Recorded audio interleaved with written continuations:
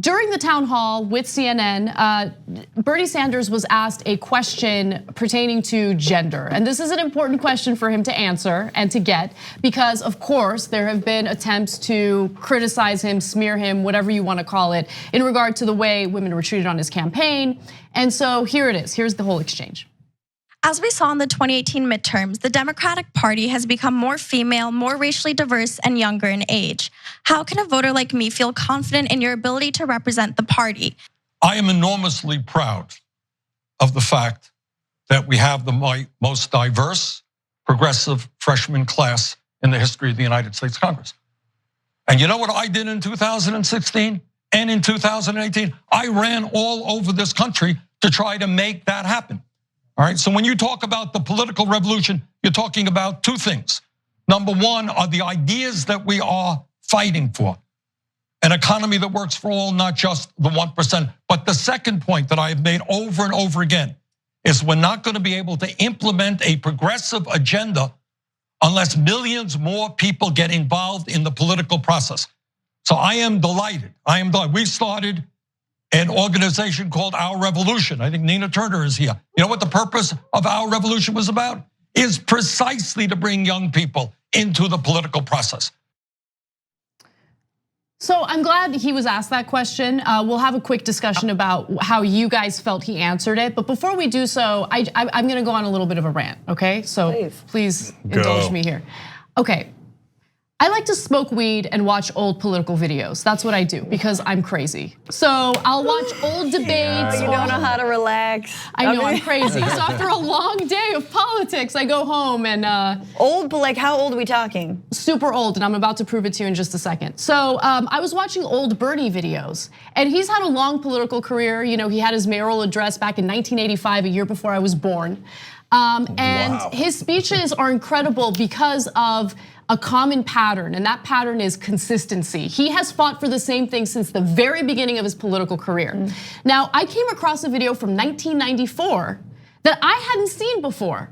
And he is specifically addressing the issue of women who are victimized by domestic violence. Again, this is a video from 1994. I'm gonna show it to you, and then I'm gonna talk about these nonsense efforts to smear Bernie Sanders as a misogynist. Take a look. It is disturbing that the death of Nicole Simpson, a tragedy affecting the rich and the famous, should be necessary to force us to take notice of the horror of domestic violence.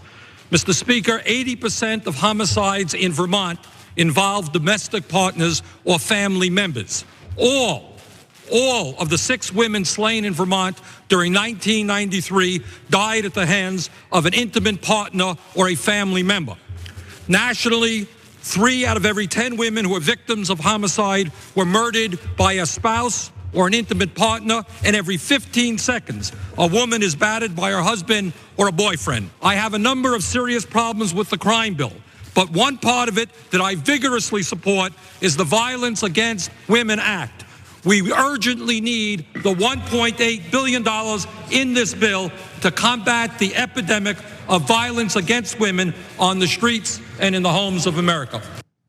Look, my argument about every politician, every candidate that's running is please, I beg of you, do not buy anyone's narrative. Don't buy the mainstream media's narrative. Hell, don't even buy our narrative, okay? Please be an advocate for yourself and look into the actual voting record and the background of every single candidate. That is far more important than any type of narrative that you're gonna hear from any talking head or pundit or whatever, right? So look, there were issues in his campaign and he was unaware of those issues, and his initial response maybe should have been better, right? But he has addressed it, he has put in safeguards and a process in which he's going to fix it moving forward with this new campaign, and I think that's important. But these attempts to smear him, these attempts to exploit the Me Too movement to smear him as some sort of misogynist or sexist is absolutely ridiculous, and it makes me sick, because really that's all it is. It's all about using women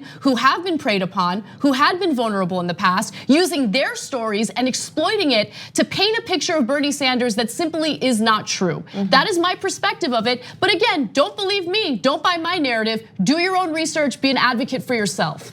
So before we get to Francesca, I'm very curious what you think, because I remember you said something during the play-by-play about that he didn't address women as much as youth in that answer. I'm going to lighten it up a little bit as opposed to lighting it up, Anna. Sorry. Okay, and I like the new thing that Anna's discovered. It was Blazing Saddles back in the day for Mel Brooks. She's doing Blazing Sanders. You blaze and watch old Bernie Sanders clips. I love that. Okay, but yeah, look, it was an issue that is brought up every time in regards to him. One of the points I made earlier when the New York Times first came out with that story is, I'm afraid that that level of sexism existed in almost every campaign, but we just didn't hear about it from the other campaigns. And if it did happen on the Hillary Clinton campaign, which also had thousands and thousands of volunteers and staffers, etc., I don't think that would have necessarily been Hillary Clinton's fault. If you heard about it and didn't do anything about it, that would be unacceptable. It also, but I like that he put in better safeguards. And should he have put in better safeguards earlier? Yes, so should every other campaign. So I think that painting it as uniquely a problem for him is deeply misleading. But it should be addressed. So Francesca, I mean, I think his answer was insufficient. And again, with Bernie, what he does a lot is he doesn't get high and go back into his vault and look at like how he supported the Violence Against Women Act and how he's been was arrested for civil rights. Like, I think that he needs to, when it comes to racial justice and women's rights, he needs to be as concrete as he is on economic policy. And so he needed to talk about like the Equal Rights Amendment. He needs to talk about the Violence Against Women Act, which I think is lapsed. Like, I don't know if we've re-signed it. Yeah, it did. It expired. It expired, and it's gotten very little press. He should talk about reproductive rights and all the things that he's going to do to protect them. And I think that would go a long way for getting people who, it's fine if that is your issue, whether you are a woman or not, but like if that is your number one issue is women's rights, and it really should be one of our top three, whatevs, but like say that. Yeah, I agree with you. And look, this is the issue. I guess you can call it a flaw with the way that he campaigns. He's so laser focused on economic injustices, and I think in his mind, and I think this is true, alleviating or solving that problem will lead to better equality for all disenfranchised communities. But he's so laser focused on that I think that he sometimes forgets to focus a little more on the other issues as well. Right. And I mean, we all have our passions, right? So for Cenk, it's getting money out of politics. He'll light the room up when it comes to that issue. My passion, even though I am also very much concerned about that issue, that's not the issue that I'm most passionate about. So I might get fired up about something completely different. Maybe housing, for instance. Cenk is not as passionate about housing. He's not passionate about it almost at all. So like I might light the room up about that. But look, we're not running for president, Bernie is. And right now we're dealing with these very real social issues, and he needs to do a better job in showing that he would be a fighter to find solutions for that. And the media has to do a better job of holding every candidate accountable rather than just Bernie. I mean, it also didn't look good. I'm just gonna say, like, Bernie is so on brand in this town hall. He is so Bernie. Yes, he combed his hair, but he didn't come back with like a whole new like, hello, my name is Bernard and I am running for president. Like there was there was no makeover. And I think especially, again, I think a little more centrist, a little more, whatever, capital D Democrats wanna see polish, and for sure pundits wanna see polish, and he's not giving them any, and like, how he talks is yelling, and so he was yelling at a young woman of color. Like the optics are not good, and so someone needs to be like, hey, when it's like a white guy, yell. But if it's like, if it's a woman or a person of color, like take it down, because like you at the end of the day are kind of like a yelly white guy, and that is his brand. But for example, and it really, I mean, when I was so annoyed at the 2016 the primary debates was when people accused him of being sexist because he interrupted Clinton once, and he was, animated, and it's like, That's not sexism, I'm sorry. And I know it feels, I mean, I think we all get a little prickly when we hear like, you know, yeah, an older white guy just kind of yelling at us. It's like, but the message is so there. So, you know. Yeah, I totally understand what you're saying. In fact, and there was another question that an African-American guy asked about African-American issues. And he said, instead of saying, hey, thank you for your question, I understand your concerns, but let me agree and disagree in parts. You know, he came in with, I reject the premise of your first question, right? Which he was right to reject the premise of. The premise was that he didn't help Hillary Clinton enough. He's like, I did 39 rallies for her, I gave everything I had. So, but there, you build up the decibel level a little later. But it's both things that are true, Francesca, but also the fact that he's unvarnished is kind of what people like about him. Yeah. Sure. And so hence you got to live with the downside. But you know Dorothy, when Dorothy goes to Emerald City and she gets like her nails done, and she gets her hair did, and she comes out, she's the same Dorothy, but she's a little bit like primer and a little refreshened. I think Bernie needs a little bit of that. It's not aesthetic, but it's just. Yeah, I hear what you're saying. He did a lot of coke on that set. That helps. And there's a lot of coke in Emerald City. That's what I've heard. So the thing that's frustrating to me is we already saw like a month or two before he announced, and we will see from now until whatever happens, that there are going to be some people who are going to try to go toe-to-toe with him on policy. Elizabeth Warren, maybe a few others.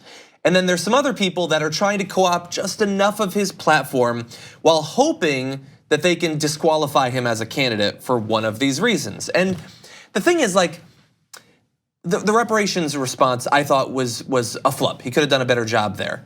But the question about the sexism on his campaign, it feels to me like when Republicans are disingenuous about sexual harassment and sexual assault. It feels like someone using the issue.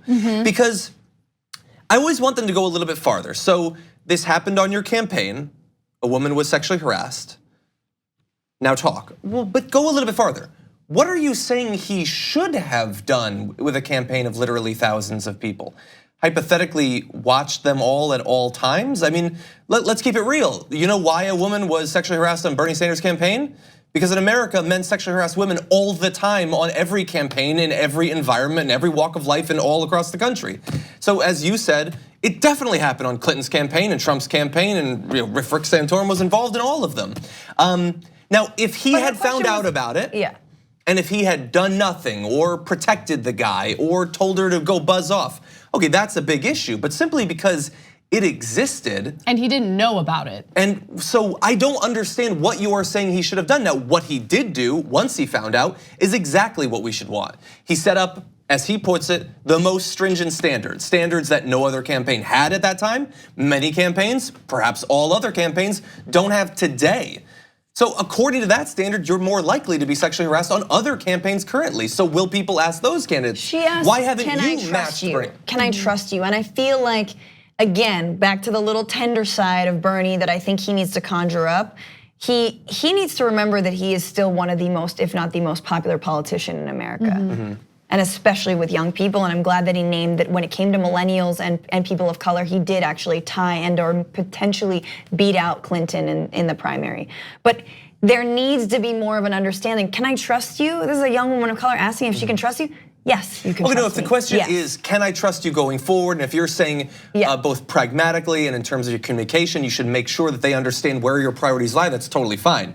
But to say that my trust should necessarily have been shook by an incident that happened on the campaign, but then it's and nothing you can do. It's defensiveness. He needs to not, what are you gonna, oh, that's not true. I mean, and I think on some of them it's good, on some of the like, I disagree with the premise that he didn't campaign in 39 cities or whatever. That's good, but like, you can't contest, like what was I supposed to do? That's very Trumpian if you did that, right? He has to be more But dramatic. let's be clear, he didn't, that's not the way he answered the question. He didn't say, what was I supposed to do? No, not at all. But I do agree in that, his initial reaction or initial statement following news that sexual harassment had occurred on his campaign was not a sufficient answer, and that is legitimate criticism. But to paint him as a misogynist simply because of that, or to make it seem as though he's somehow uniquely terrible to women is ridiculous. And that's the thing that's been bothering me, because what I've been seeing over and over again, not just with Bernie Sanders, but in the world of politics overall, is, the opposition exploiting the Me Too movement for political gain and political reasons. And it's disgusting and it makes me sick to my stomach every time I see it. Like what you see? Click the subscribe button below and don't forget to ring the bell to never miss another video from the Young Turks.